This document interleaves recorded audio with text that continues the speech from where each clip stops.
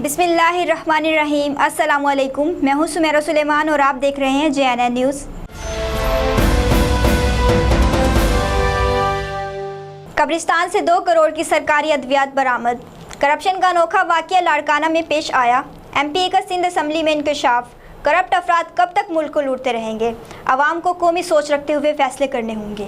घर के बच्चों को ये चट कर गए। कब्रिस्तान से 2 करोड़ की दवाइयां रिकवर की है लाड़काना पुलिस ने। अरे डूब मरो।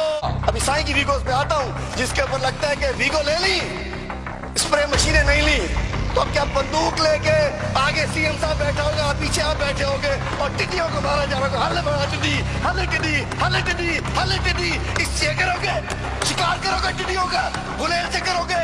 स्प्रे मशीनें ली नहीं है, वीगो ले लिया। मजीद खबरों और अपडेट्स के लिए देखते रहिए JNN न्यूज़।